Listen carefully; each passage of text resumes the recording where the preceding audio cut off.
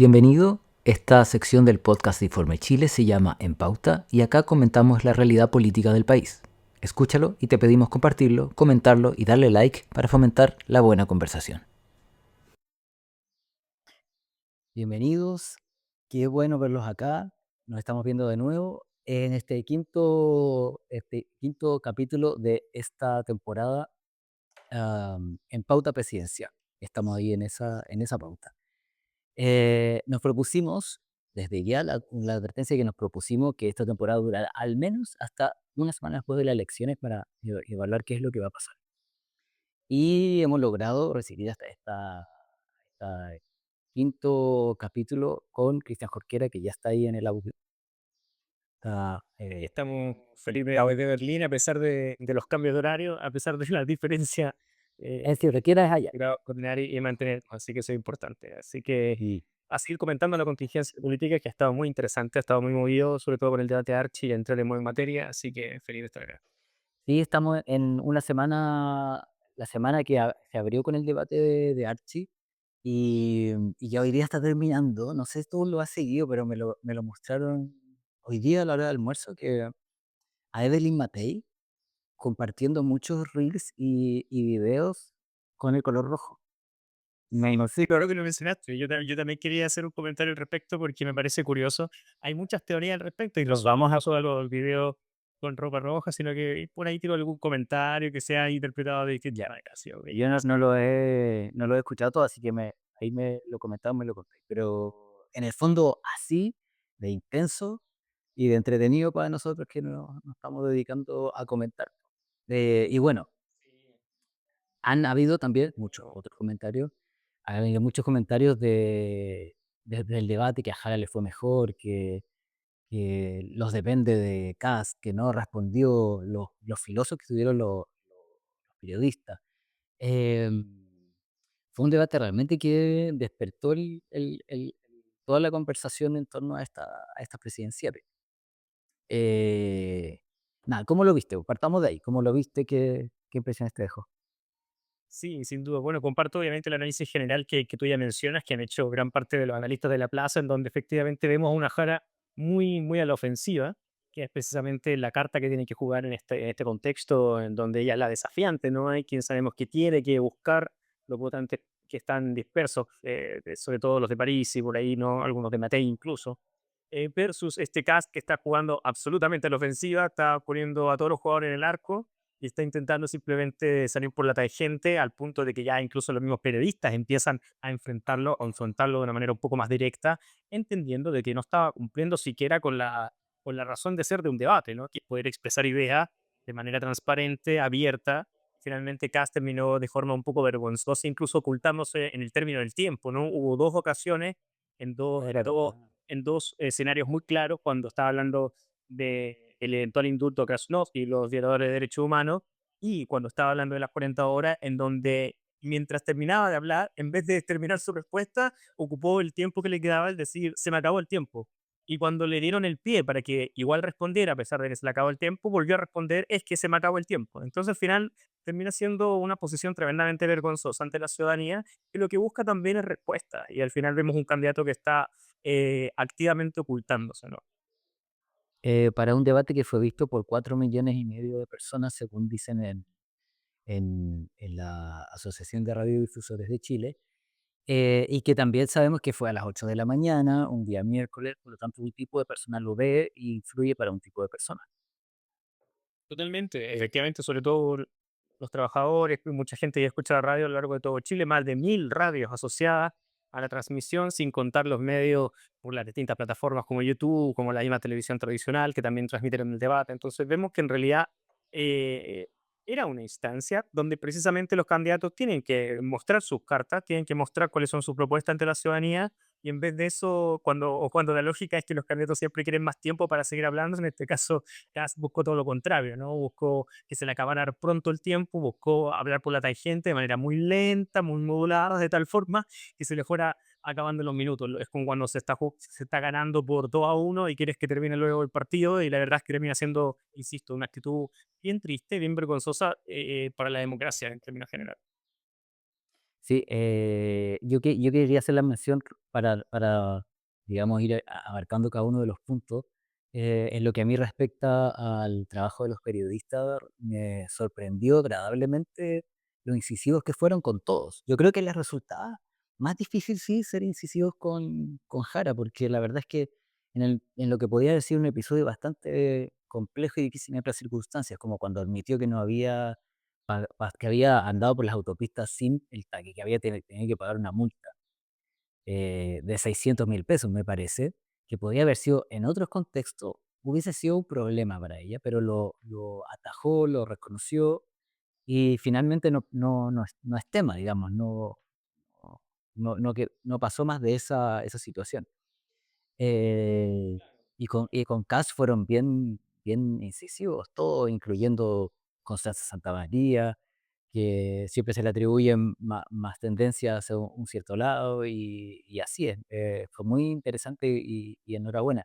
Yo creo que analizándolo también tiene que ver con que eran periodistas de radio. En general, uno sabe históricamente que la radio desde la formación, por ejemplo, ya que hablamos antes del CNTV, la Asociación de Radiodifusores fueron históricamente los que se negaron a que hubiera un Consejo Nacional de Radio.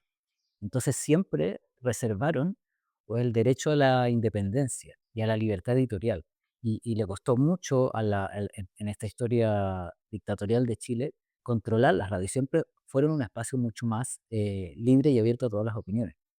Y yo creo que aquí se nota mucho en los periodistas de radio. Así que mi reconocimiento cariñoso a esa labor que aman yo admiro mucho en la radio. Muy cierto, yo creo que hace un muy buen punto Felipe y un justo reconocimiento a la labor de la radio, en donde vemos que efectivamente estos periodistas fueron mucho más incisivos, con mucho menos miedo. Vimos también un par de periodistas de regiones, incluso una periodista de Osorno, una periodista de Acerrín, creo que eso también se agradece ver una perspectiva también de regiones, eso siempre es sano para una democracia en un país que es unitario y no federal. Entonces, bueno, yo creo que volviendo a un punto para adentrarnos un poco en lo que fue el debate, yo simplemente destacar algunas cosas. Sabemos que Jara necesitaba jugar a la ofensiva. eh, pero también sorprende un poco lo que sucede con Cass, no solamente la reiteración en no responder y los vergonzosos depende, que hasta el mismo periodista en un punto le dice, bueno, en un momento prefirieron responder, se quedó en silencio, hubo un silencio incómodo como de 5 o 7 segundos, en donde la periodista le dijo, bueno, al menos no me dijo depende. Entonces, es realmente complejo. Ahora, es complejo también sus respuestas, porque al final cuando incluso intenta responder, intenta meterse en temas que parecieran que son más cómodos para él, como por ejemplo la migración, también sale trasquilado. Es decir, yo creo que uno de los puntos donde sale más complicado José Antonio Caz en el debate es cuando intenta responder sobre el tema de la expulsión de los 300.000 migrantes. Se enreda muchísimo en su respuesta, por un momento empieza incluso a decir, porque su propuesta original hablaba de que ellos mismos iban a tener que pagar su pasaje en algún punto, nunca ha explicado cómo va a expulsar a estos 300.000 migrantes, y le hacen una pregunta muy bien informada por parte, si no me equivoco, de Constanza Santamaría, precisamente, que le dice, ¿usted sabe cuál es el presupuesto que tiene Chile para el año 2026 para el tema de la expulsión? Y un presupuesto que alcanza para expulsar 3.000 migrantes. ¿Cómo usted va a expulsar a 300.000? Y no hay una respuesta. O sea, empieza a decir que ellos se van a tener que pagar su pasaje o que el empleador que los trajo va a tener que pagarle el pasaje, lo cual también termina siendo una contradicción un poco sin sentido, entendiendo de que muchos de estos inmigrantes trabajan en la informalidad y si es que no tienen documentos, ¿cómo van a tener un empleador que les pague el pasaje? Entonces, al final, se entiende que se está enredando en sus propias confusiones de su propio programa y termina siendo muy débil. Y se entiende muy razonablemente por qué no está yendo a los debates, es decir, porque Sí. quedaría mucho más en evidencia. Eso, ¿cómo lo consideras tú? ¿Es falta de preparación o realmente él está mentalizado para no responder? Yo creo que es un poco de ambas, pero también hay que decir de que gran parte de los analistas, no solo analistas políticos, sino que me refiero a investigadores académicos respecto a los problemas ligados a migración, dicen que es un problema que es imposible de resolver, por ejemplo, en un año, e incluso tal vez en un mandato completo, porque no se alcanza en 4 años a expulsar a 300.000 personas. Y no solo es que no se alcanza a expulsarlas, sino que más encima no hay forma de buscar un mecanismo logístico de poder realizarlo. Es decir, por la cantidad de vuelos que necesitas, por los permisos que necesitas de los otros países que tienen que recibirte a estos migrantes, sobre todo entendiendo que gran parte de ellos son venezolanos y hoy en día Chile ya no tiene relaciones diplomáticas con Venezuela. Entonces, al final, hay tantos problemas, hay tantas hay tantas trabas para poder ejecutar esto, que gran parte de los analistas dice que en realidad no hay una respuesta. Y por tanto, la conclusión a la que llegamos es que finalmente Kass está mintiendo. Cuando dice que él es capaz de expulsar a 300.000 migrantes, miente y miente descaradamente. Y lo que hacen los periodistas es dejarlo en evidencia cuando él no logra tener una respuesta respecto a este punto. Si él tuviera una respuesta, yo creo que sin duda la diría. El tema es de que no la hay, porque hoy ningún analista, ningún académico tiene una respuesta concreta para este problema, porque es un problema demasiado grande, demasiado grueso, que lamentablemente incluso tienen muchos otros países con un desarrollo mucho mayor y que tampoco lo han logrado responder. Entonces, al final, todas estas propuestas, estas respuestas que parecen muy fáciles por parte de CAS, quedan tremendamente en evidencia en estos espacios de debate, por suerte, gracias a estos periodistas que logran ser un poco más incisivos. Y es muy notorio en relación a, o sea, a ver, que hay varias cosas que quiero decir. Primero, para bajar, digamos, la problemática de esta compleja, es que, claro, tienes que pensar en, primero, cómo los reconoces. Cómo, bajo qué legalidad detienes a personas. Em, Luego, ¿dónde las llevas? Luego, por qué medio se van? ¿Por qué camino se van? No es llegar y atravesar otro país para llevar a un montón de personas, que además 300.000 personas es como mover una región completa, o una ciudad completa de Chile. Luego, ¿dónde los van a recibir? ¿Y bajo qué estatus jurídico se van de un lado a otro y con qué papeles? Y eso es una complejidad enorme, además de pagar del costo que significa eso. O sea, realmente es imposible. Yo creo que es una pena que no se haya, que no exista un debate tan sincero que a un punto alguien diga, mira, la verdad es que los inmigrantes vamos a tener que acostumbrarnos a que estén acá. Y que lo más probable es que muchos de ellos se queden o se vayan por motivación propia, pero la verdad es que están aquí y hay que hacerse cargo con ellos acá. Yo creo que esa es la respuesta más difícil que nadie quiere dar. Y por otro lado, yo también le voy a dar un punto a José Antonio, que uno que a mí me ha tocado por emprendimientos, digamos, contratar a personas extranjeras. Y si uno se pone a ver el detalle en los requisitos de las condiciones para hacerlo, porque tú puedes darle un contrato de trabajo Sí. provisorio que motive que tengan una regularización, una visa de trabajo. Pero la ley, hasta donde yo entendía, si es que no ha cambiado, que me imagino que no, porque por algo estamos discutiendo esto, eh, está efectivamente establecido que el empleador debe pagar el pasaje de regreso de la persona. Entonces, la forma es, tú lo contratas, eh, le dan el permiso para trabajar. Puede empezar a trabajar desde que tiene el permiso. Entonces, el contrato que tú le das a la persona funciona, empieza a regir cuando tiene el permiso de extranjería. Empieza a trabajar. Y cuando termina el contrato, que es a plazo fijo normalmente, eh, el empleador está obligado a pagar el pasaje de vuelta o algo así, pero en el fondo hay una responsabilidad del empleador. Sí, Eh, totalmente. pero yo nadie lo hace, realmente. Claro, y hay Nadie lo algo hace. que va más allá, Felipe, y es que al final hay un problema en una de las premisas del silogismo, ¿no? Es decir, ¿a qué me refiero? Porque ese migrante que tiene un contrato y que hoy día tiene esa obligación, por tanto, el empleador de eventualmente devolverlo a su país y comprándole su pasaje, ese migrante no es el problema. Es decir, ¿por qué habría que expulsar y por qué habría que echar a ese migrante que tiene un contrato porque está totalmente regular? Es decir, el problema son todos los otros migrantes que son irregulares, ¿no? Entonces, al final, eh, hace que todo el argumento de Cass se caiga, entendiendo que esta premisa es totalmente errónea desde su Porque no base. tienen empleador, pues. Exactamente, exacto, sí. Entonces, al final, la lo que hace es mentir, dando una solución que es un espantapájaro, una solución que parece muy Ahí hay bonita, muy falta de lógica. preparación. Claro, claro, sí, sin duda. Y yo creo que incluso dolo, es decir, porque yo lo creo, porque Cass no es tonto, él está consciente de que está mintiendo o de que está omitiendo en el mejor escenario, ¿no? Cierta información. Entonces, al final, es lamentable también, porque no le hace bien al debate nacional tener este tipo de instancias, ¿no? O sea, pueden ser tan poco transparentes con las posturas, con las posturas. Y lo que hace Jara un poco es al revés, es decir, Jara se acerca mucho a lo que tú mencionabas de querer transparentar el problema y de decir aquí, bueno, vamos a tener que probablemente empadronar a una alta cantidad de estos migrantes porque necesitamos saber cuántos son, necesitamos saber quiénes son, necesitamos buscarles una solución dentro del contexto realista, ¿no? Porque al final decir que los vamos a echar a todos no es realista. Y al final ahí es donde se vuelve también lo impopular, ¿no? O sea, todo el mundo no le gusta eso que diga Jara porque al final es impopular, pero en realidad es la realidad, ¿no? Entonces al final, ¿qué vamos a hacer contra ellos?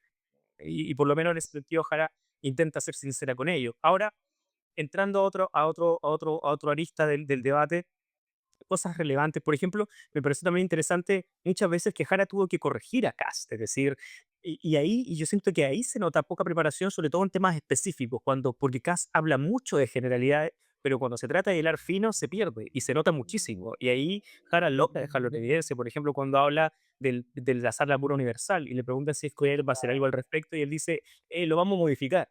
Y Harry le dice, pero si ya se modificó y gracias a que se modificó con la derecha, se aprobó ese proyecto hace muy poco. Y dice, no, es que lo vamos a hacer mejor. O sea, termina de verdad siendo una sitcom, ¿no? O sea, termina siendo una comedia de situaciones en donde al final lo único que hace es oponerse. Y cuando lo intentan pillar, su argumento siempre se centra en el gobierno, de que Boric hizo las cosas mal. Entonces, al final, de verdad que termina siendo tan agotador que hasta los mismos periodistas lo dejan en evidencia.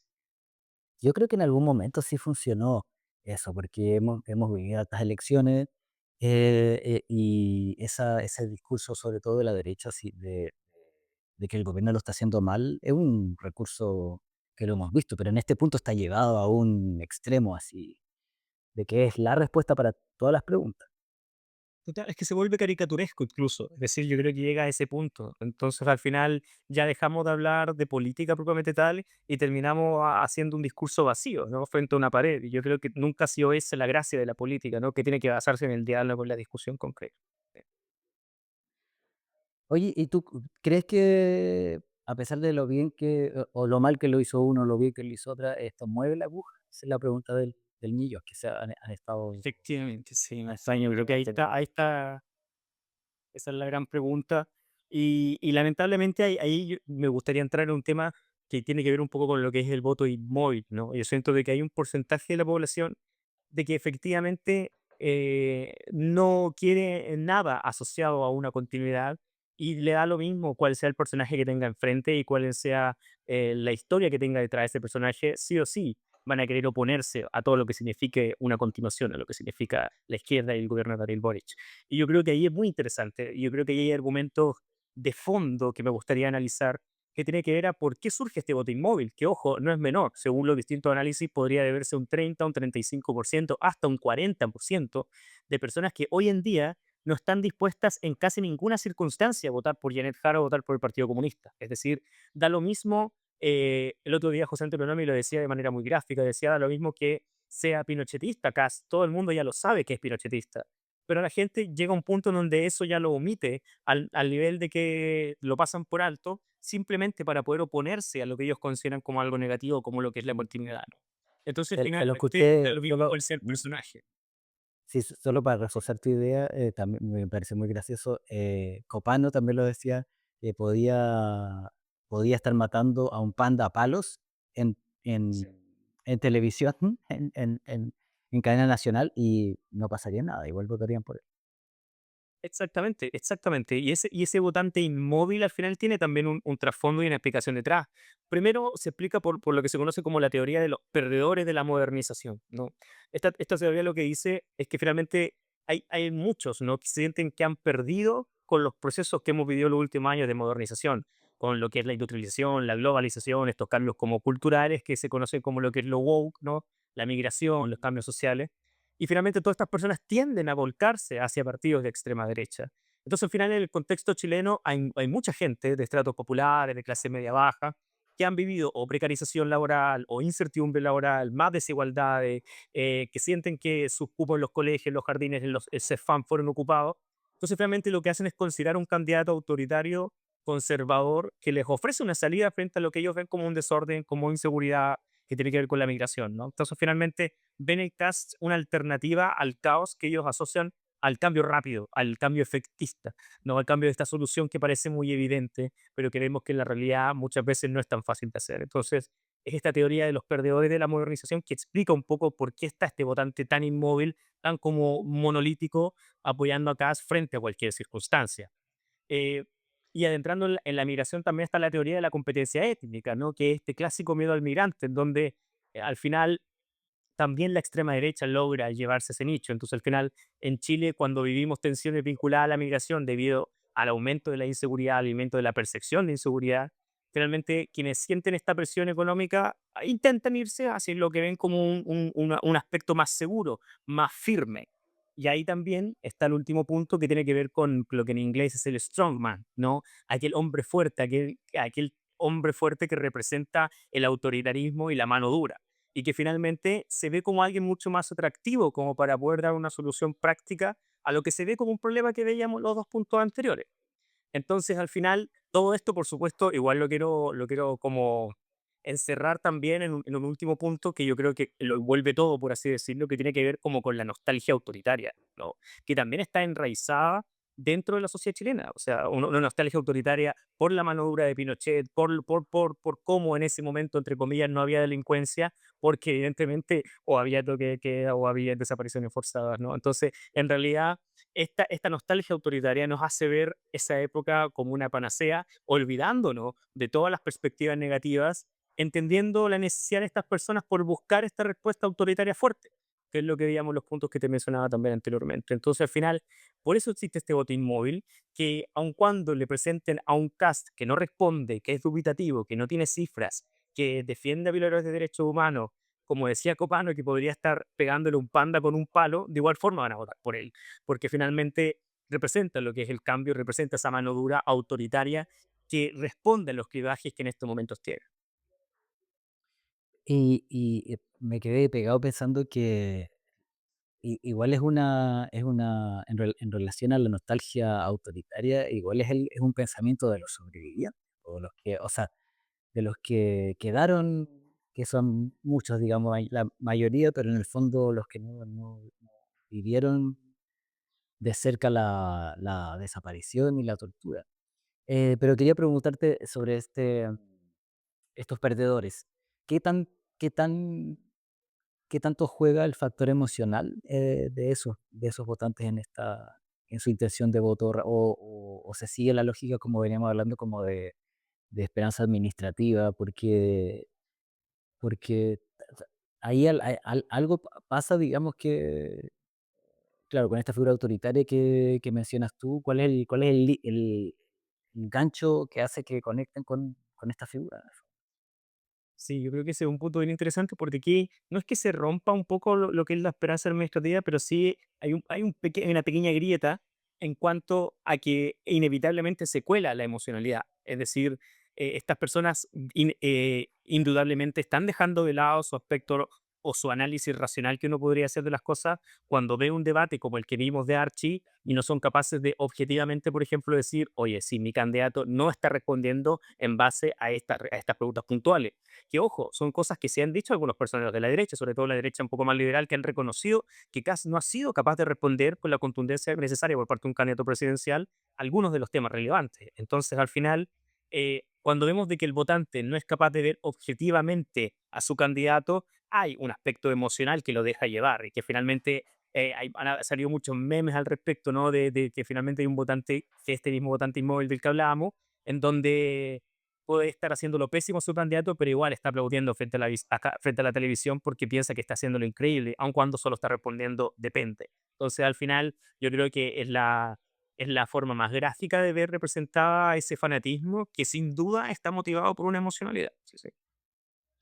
Y, y ahí me hace sentido una cosa que comentaba Marta Lago y que Lisa Hardy comentaba en el mostrador, la ausencia eh, en el debate en particular y en general en la campaña, como de la expresión o de la búsqueda de identificar en cada candidato una visión de país, algo que vaya más allá del, de las políticas públicas puntuales que se requieren sin duda hacer.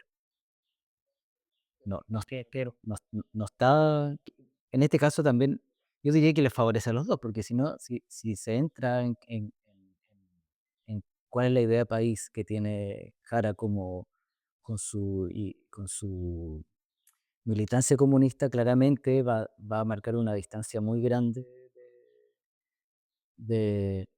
para muchos de distintos lugares y caso lo mismo por el otro lado, po. Y nos podemos encontrar además ahí con lugares muy oscuros, además de cómo se piensa que tiene que ser el país. Claro, efectivamente. Ahora, igual hay un punto interesante que tiene que ver un poco con la militancia de Jara, y es que, por ejemplo, Mm, Jara podría ser hoy día perfectamente, o sea, si nadie supiera que ella, que ella es comunista y uno tuviera que adivinar, uno diría, ah, ella es socialista, es incluso PPD, o sea, está en ese espectro en base a lo que es su programa, en base a lo que son sus dichos. Entonces, yo creo que ahí igual hay un punto interesante, ¿no? Porque al final, Jara hoy en día está haciendo una performance muy, muy buena y que yo quiero destacar. Sobre todo, por ejemplo, si podemos hacer una comparativa directa, eh, la elección del 2017 entre Alejandro Guillé y Piñera II fue muy interesante porque a Guillé no le fue mal en primera, pero le pudo haber ido mejor. O sea, en ese momento fue la peor performance de la izquierda hasta esa época, mm. pero a Beatriz Sánchez había sacado un 20%. Es decir, entre ellos dos sumaba más del 50%. A lo que voy es que había unas probabilidades certeras de poder ganar. Y aún así, en segunda vuelta, el candidato Guillé no fue capaz de despertar una chispa que lograra motivar justamente al electorado, y de hecho se veía a Guillé tremendamente derrotado. Yo recuerdo los debates presidenciales de segunda vuelta donde todo el mundo le decía a Guillé por qué no había atacado más a Piñera, por qué no había jugado más a la ofensiva, y es porque Guillé en el fondo sabía que iba a perder y terminó perdiendo 55-45 por 10 puntos de diferencia. Aquí yo veo una candidata que no está dispuesta a perder y que no está jugando a la derrota, está jugando todavía a ganador. Y yo creo que eso es tremendamente importante en una elección, porque con Guillé se sentía que él ya estaba derrotado. En este caso no es así. Uno ve a una Jara que todavía está luchando por la competencia de lograr captar más votos, y eso creo que es tremendamente importante destacar. Hay unos reels muy buenos, si está sacando, bueno, la franja tiene buena música, buen ritmo, buenos cortes, está el equipo haciendo un muy buen trabajo, el equipo de Jara. Totalmente, y eso parte desde el candidato, o sea, parte desde la motivación misma de ella, que ella entiende, yo creo incluso que de manera honesta, ¿no? Desde su fuero interno, que todavía tiene probabilidades de ganar. Y en base a eso, su motivación y su movilización está terminando siendo muy activa, y yo creo que es muy importante. Lo que sucedió hace poco con estos 20.000 voluntarios que logró captar, yo creo que es relevante, sobre todo por el movimiento y con la campaña que van a poder hacer estos voluntarios en terreno, en la calle, en las ferias, en las casas. Yo creo que al final es interesante y no hay que perder de vista de que todavía quedan días, todavía hay tiempo para verlo cómo esto termina resolviéndose. Sí, pues viene el debate de Anatel, no me acuerdo el día, pero es ahora en un par de días más, pues si no queda Sí, no, menos de 2 muchas semanas, variables, sí. claro. Em, para profundizar un poquito más sobre este votante inmóvil, ¿es el mismo votante de Milei, por ejemplo? ¿Cómo? Hablando de este votante inmóvil al que te refieres, ¿es el mismo o más bien, perdón, a estos perdedores a los que te refieres, son los mismos de Milei? ¿Son los mismos que votaban por Milei? ¿Es parecido? Como y aprovechando ese contrapunto entre Milei y Kast, ya que se cae de cajón hacer esa pregunta. Totalmente, yo creo que se parece muchísimo y es el mismo electorado del que hablábamos el capítulo pasado respecto a este votante obligado, ¿no? Este votante obligado que ahora se vio enfrentado a una política a la cual nunca quiso verse involucrado, pero ahora al tener que hacerlo de manera obligatoria, lo que hace es votar aquello que representa un rechazo a las posiciones que él ha ido rechazando a lo largo de los años, ¿no? Como la inmigración, las políticas progresistas, lo que ellos llaman woke. Entonces, finalmente, yo creo que ahí se nota cómo ha permeado dentro de lo que es un padrón electoral este tipo de votante que antes no está involucrado, y como no está involucrado, su forma su influencia naturalmente era mínima, ¿no? Y antes el padrón era mucho más tranquilo, más relajado y por una forma mucho menos atípica de relacionarse como votante, ¿no? Entonces aquí es donde volvemos a hablar del votante de París y del votante de Kaiser, este votante un poco outsider, que lo que busca es algo alternativo, algo que no represente lo que es esta casta de la que siempre habla Milei, y al final sin duda es el mismo tipo de votante, ¿no? Que muchas veces fue invisibilizado, fue dejado de lado, porque como no votaba, daba un poco lo mismo, y ahora, insisto, ya no vamos a poder volver a dejarlo de lado. Es decir, yo creo que es momento de darnos cuenta de que tenemos que hablarle a todos los sectores de la sociedad, y bueno, para eso también sirve una democracia con un voto universal, ¿no? Yo creo que también es muy importante recalcar. Porque hay algo ahí que se visualiza, yo pensando en haciendo mi idea de quiénes son esas personas, abre la pregunta, digamos, ¿quiénes son? ¿Son personas que no se escolarizaron o que quedaron, que en algún momento tuvieron una estabilidad o algo seguro y los cambios sociales los afectaron y perdieron algo? ¿Quiénes son realmente? O son personas que están educadas en la idiosincrasia de hace 20 años y no están dispuestos a renunciar a ello? Si tienes alguna idea sobre eso, digamos, para hacer una idea en el fondo de qué es esto, porque yo siento que hablarlo así en abstracto es claramente muy interesante, pero en la bajada, ¿quiénes son? Sí, gran parte de los análisis sociológicos que se ha hecho sobre este votante es precisamente un votante que está muy, yo diría que asociado a la palabra frustración. ¿No? Es un votante al cual tal vez se le prometió mucho, que estudió algo y después no pudo desarrollarse en esa carrera, que tuvo que buscar una profesión alternativa, que por ejemplo que hoy día es minero, ¿no? Entonces finalmente vemos que es un votante que, insisto, está muy asociado a la frustración y es por eso primero, que niega tanto a la política y después, cuando se ve obligado a involucrarse, busca una alternativa fuera del sistema, por así decirlo. Entonces, al final, hoy en segunda vuelta ya no está Parisi, ¿quién representa la alternativa al sistema? Naturalmente, quién representa la oposición, que en este caso es Kast, porque obviamente el sistema es el gobierno actual, es Boric. Entonces, finalmente, e insisto, Jara pudo haber sido, y yo creo que lo es, una excelente candidata y tal vez puede llegar a ser la mejor candidata del mundo, pero en este contexto determinado y particular, está muy, muy difícil más allá del candidato, ¿no? Porque finalmente vemos que no solamente el péndulo, sino que el tipo de votante, los tipos de clivaje y la conversación en general está todo asociado a beneficiar lo que tiene que ver con la oposición. Y es por eso que al final también Kast puede ser, en este caso, el peor candidato del mundo, tanto por sus propuestas como por su performance, y aún así tal vez logre ganar la segunda vuelta, solo gracias a la suerte que tiene por el momento específico que estamos viviendo como sociedad. Claro, no gana porque sea bueno en el fondo. Claro, exacto. Gana porque tiene la suerte de haber logrado ganar sacar 4 puntos más que París, y si no, hoy en día París y tal vez sería el presidente, ¿no? Entonces, al final, da un poco lo mismo quién fuera el candidato de la derecha iba a ganar, es lo que se dice, ¿no? Bueno, pero todavía hasta el último momento no se sabe todavía quién va a ganar. No, por supuesto que no. Sobre todo frente al peligro que representa Kass, que también podríamos hablar un poco de eso Sí. antes de que termine el video, Solamente sí. solamente, eh, para cerrar esta idea, se me fue lo que ya decir, pero, bueno, estamos hablando de Milei, de los votantes de Milei. No voy a poder recuperar esta idea, así que pasémosla pasémosla. Em, estamos, tú dices que, Kast presenta un peligro. Em, eh, eh, ¿Podemos hablar de una letra chica de Kast entonces? ¿Cuál es la letra chica de estos depende, de estos no responde? ¿Qué es lo que está escondiendo con estos silencios? Claro, primero podemos hablar del aspecto teórico y luego podemos ir al aspecto práctico, ejemplificando con algún elemento bien concreto.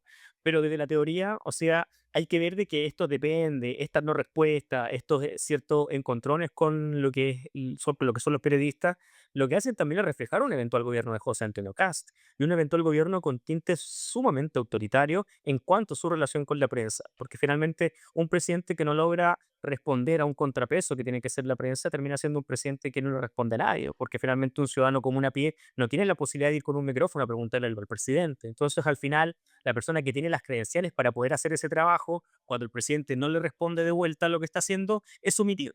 ¿No? Y al omitir información termina convirtiéndose en un eventual autoritarismo porque un gobierno tiene que ser abierto, tiene que ser transparente y tiene que poder dar respuestas a la ciudadanía. Entonces, al final yo creo que desde lo teórico, ahí ya hay un reflejo que termina siendo tremendamente peligroso. Y ya desde lo práctico, desde lo concreto, hay cosas que Cast muy astutamente dejó solapar, pero que de igual forma la aterrizó. Como por ejemplo lo relativo al proyecto de 40 horas. Dejó pasar toda la pregunta hasta el final y dice no me queda tiempo, pero logra agregar una frase que hace entrever, ¿no?, cuál va a ser su postura. Y dice, no me queda tiempo, pero vean cómo votamos. Y ellos, naturalmente, votaron en contra de la ley de 40 horas. ¿Y cuál había sido la pregunta de la periodista? Si es que él en su gobierno iba a revisar y eventualmente retrotraer la ley de 40 horas. Entonces, finalmente, ¿qué es lo complejo acá? De que un eventual gobierno de José Antonio Caz va a asumir a principios de marzo. Y de que finalmente en abril del 2026 iba a suceder el segundo cambio de la ley cuando bajaran de 44 actuales a 42 horas a la semana. Y lamentablemente un eventual gobierno de Kast puede perfectamente retrotraer ese avance significativo que los chilenos llevan esperando durante 2 años, que llevamos con 44 horas recién. Entonces, finalmente, cuando ya por fin íbamos a ver un avance significativo para poder llegar a 42 horas, un avance que los ciudadanos sin ninguna duda iban a sentir dentro de su semana laboral, tenemos el peligro latente de un José Antonio Kast que puede ponerle freno. Entonces, aquí es donde está lo complejo y lo peligroso. Tenemos que darnos cuenta de que están intentando sonreírles a la cámara, pero de que por detrás siguen siendo las mismas personas y ellos lo han dicho así de forma literal. Y en este caso, logra, por suerte, gracias en honor, digamos, a la transparencia, al menos agregar esta frase que nos da a entender de que de verdad las 40 horas están en peligro. Y un avance tan significativo, tan apreciado hoy, según las encuestas, por los chilenos como las 40 horas laborales, no puede retrotraerse por culpa de un conservador autoritario. Y yo creo que ahí tenemos que ponerle ojo. Sí, es un conservador autoritario bien peligroso, que también otra de las cosas que dio a entender es que él indultaría a Miguel Krasnov, condenado a más de 1000 años de cárcel por torturas, abusos y todos los exámenes que cometió en la dictadura. Em, es increíble sería un símbolo terrible de la imposición de este conservadurismo en la sociedad chilena. Es un retroceso de años con todo lo que ha costado. Se lo escuché a alguien por ahí, no recuerdo el nombre de quién para citarlo bien, pero en el fondo lo grave es que este personaje nunca se ha arrepentido de los crímenes que cometió. Y eso es gravitante porque se habla como si, con el descaro en algún momento hasta de decir que la izquierda no quería que se reconocieran los restos de los familiares, y y pasando completamente por alto que el primer hecho es que quienes sabían, quienes saben, no han dado la información para encontrar a esos desaparecidos. Exactamente. Y yo creo que acá al final también Cast termina siendo tremendamente astuto, peligrosamente astuto, diría yo, en la forma en la cual lo plantea, porque vuelve a poner un espantapájaro, lo que se conoce en teoría de la argumentación, un argumento tipo espantapájaro, que pareciera ser muy vistoso, muy bonito, pero que por detrás esconde un trasfondo distinto. Es decir, él, su argumento es, no es que va a indultar a violadores de derechos humanos o a no, sino que él dice que quiere indultar a todos los mayores de 70 años, ¿no? O a todos aquellos que tengan enfermedades terminales o de pérdida de conciencia. Pero al final, dentro de ese argumento, por supuesto de que está y esconde, ¿no?, la segunda intencionalidad de indultar, porque dentro de ese proyecto están dentro, ¿no?, por supuesto, todos los violadores de derechos humanos que están hoy en día en Punta Peuco. Entonces, al final, él lo presenta a la ciudadanía como una medida tremendamente de clemencia, ¿no?, de ser un buen cristiano desde el punto de vista de hecho moral, pero en realidad nunca va por ahí, nunca ha ido por ahí el punto, porque cuando le preguntan por indultar a violadores de derechos humanos, su respuesta es esa, ¿no? De revisar este proyecto para indultar a cualquiera de los mayores de 70 años.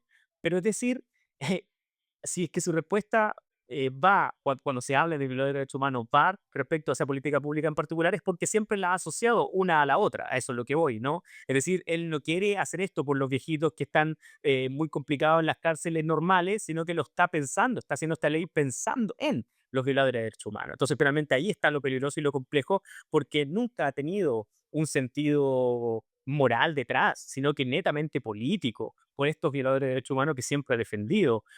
Cuando dicen que él fue a visitarlo, él dice, no, es que yo lo fui a visitar a todos, no a Krasnov. Yo creo que eso lo hace peor, es decir, decir que lo fuiste a ver a todos lo hace aún peor, fuiste a ver no a uno, sino que a 30, 50 violadores de derechos humanos. Entonces, al final, yo creo que es revelador, sí. Es, llega a ser gracioso cuando uno lo plantea así, pero es así de, o sea, es que parece ridículo realmente que se defienda esa postura, y la única pregunta que me cabe que yo creo que tenemos todos es de dónde nace esa vinculación tan fuerte, em, que, que, que, que lleva a perseverar en esa postura tan antisocial finalmente. Eh, o sea, ¿qué tan fuerte? Yo me pregunto desde el lugar en el que uno está, desde la ignorancia, quizás desde lo intrincado que pueden ser esos como recovecos de los poderes políticos, militares más profundos. ¿Cuál es el vínculo tan cercano que tienen con esta persona y con los otros violadores de derechos humanos? Eh, para, no sé, en el fondo, casi que uno podría sospechar, él quiere ser presidente solo para indultarlos a ellos, porque no tiene respuesta para nada, en fin, pero solo este hecho, digamos, em, es que, bueno, sabiendo que habían, que el hermano de él fue ministro de la dictadura, en fin, que todas las colaboraciones que hubo con las violaciones de derechos humanos que se cometieron en Buin, eh, sabiendo eso incluso, es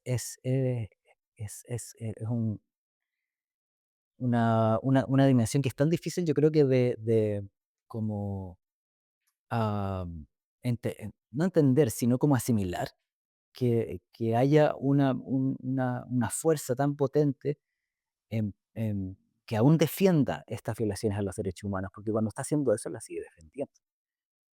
Sí, sí, totalmente. Y es peligroso para la democracia, es peligroso para la estabilidad institucional de una democracia liberal como la conocemos, ¿no?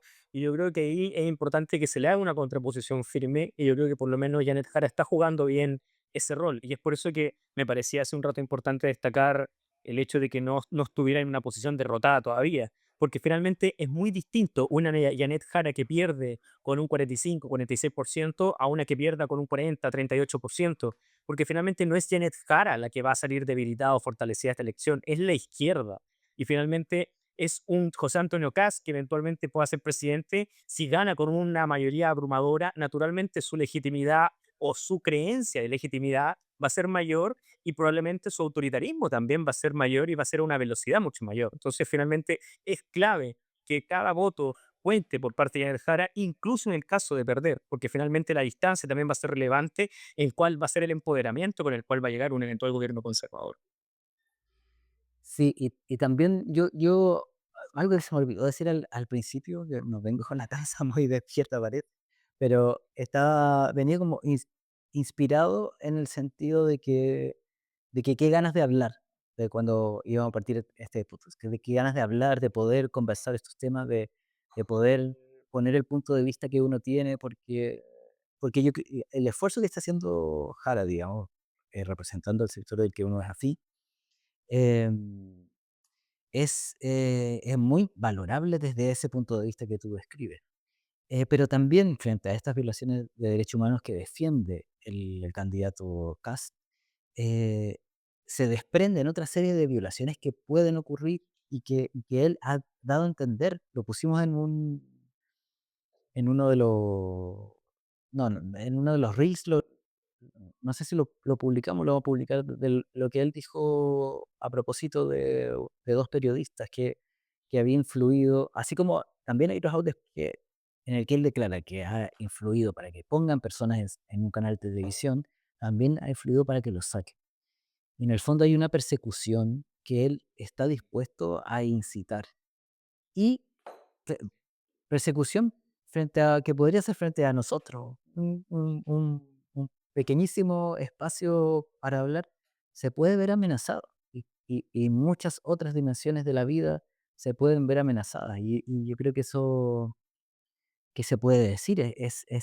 Yo creo que uno no lo puede, así como yo decía recién antes respecto a su vinculación, personales o íntimas con los violadores de derechos humanos, son cosas que uno las puede decir, las puede declarar, pero en el momento en que ocurre, en que te vienen a censurar, en que te vienen a perseguir, o en que te acosan, o en que sientes la violencia del Estado o del poder, es algo que yo no tienes palabras es demasiado doloroso, y es muy doloroso para la persona, es muy doloroso para la sociedad. Es verdad, y yo creo que es una buena reflexión final, sobre todo haciendo un llamado a la gente joven que nació en democracia y que siempre ha dado por sentado libertades como la libertad de prensa, la libertad de expresión, ¿no? La igualdad en términos generales. Yo creo que al final son tantas cosas que uno da por sentado que no hay que olvidar que hubo una época hace no tantos años atrás en donde todo esto no existía y que al final fue una lucha en las calles con miles de muertos, miles de desaparecidos que conllevaron a esta democracia que hoy día vivimos y que tenemos que cuidar. Yo creo que ese es un buen mensaje final y que ojalá empecemos a tomar conciencia de la relevancia que tiene poder cuidar nuestra democracia. Sí, y a la información, al que no te digan que van a recortar 6.000 millones y no te expliquen cómo y de dónde, y que se hagan declaraciones tan livianas y poco justificadas en un debate, en unas campañas políticas. Estamos en tiempos eh, también se lo escuché a alguien por ahí, muy interesantes para los periodistas, porque sea quien gane esta elección, van a ser tiempos muy álgidos y es necesaria esta formación. Yo por eso preguntaba cuando tú hablabas de estos perdedores, eh, quiénes son, porque en el fondo es a ellos a los que hay que hablar. Tenemos la obligación de incorporar esa parte de la sociedad que por alguna razón queda rezagada, eh, más allá del sentimiento que tengan de frustración o de rabia, que es lo que encausa, digamos, pero claramente hay una razón detrás de eso. Hay un mundo que se ha movido de determinada forma, que no los acogió y no es justo que se sienta esa frustración tampoco. Yo Sí. en eso valoro como también el ánimo de Jara de abrirse, digamos, sin el prejuicio de cualquier ideología a abrazar esta diversidad de votantes y de chilenos que tenemos. Yo creo que es lo que hay que hacer, y es un camino que ojalá rinda buenos frutos. Es verdad, hay que hablarle a esos perdedores de la modernización, ¿no? Y finalmente son ellos a los cuales que hay que apuntar, y yo creo que Jara lo está haciendo de forma muy correcta, y ojalá ellos también puedan darse por aludidos, ¿no? Tiene que ser recíproca la escucha, y yo creo que en ese sentido, al menos, ir tal vez no quebrando esa pared que es el voto inmóvil del cual hablamos, pero ir generándole pequeñas grietas, yo siento que ya es un pequeño avance para la discusión civilatoria y el diálogo necesario que necesita un país, sí. Sí, porque yo cierro con esta idea por mi parte que lo comencé otro día con un amigo bastante despolitizado en general. Em, y él se lo plantea en estas palabras. eh, ¿Por qué te tiene que importar? O sea, tú que quieres seguridad aquí en tu negocio, para que no te vengan a robar, no sé qué, te tiene que importar entonces si la persona que está a 5 cuadras y que vive en una toma, si tiene comida para ponerle al plato. Te tiene que importar si quieres seguridad. Esa que en las ciudades en las que vivimos, son personas que pueden estar a 2 cuadras o 3 cuadras, pero hay una distancia real, digamos, entre esos dos mundos que se ha acrecentado con estos discursos de odio finalmente, que invisibilizaron completamente la importancia de preocuparse por el otro. Y no es un tema de comunista, es también un tema práctico desde ese punto de vista. Si todos estamos bien, no nos vamos a hacer daño, digamos. Ya, claro. Y ojalá esa pueda ser un poco la visión que pueden ir teniendo las personas en términos generales. Yo creo que es una buena reflexión con la cual quedarnos. Hay que quedarse muy atento a lo que suceda en la semana que viene con el debate de Anatel, con todo lo que está pasando, con la franja, con las últimas entrevistas que están ocurriendo. Así que bueno, vamos a seguir atentos ahí conversando la próxima semana sobre todo lo que va a suceder. Muchas gracias por esta amena conversación, Cristian. Te dejo para que ahí descanses y nos vemos la otra semana. Gracias, Willy. Cuando ya no tuve escuchan. Escuchaste Informe Chile, un original del Ideálogo.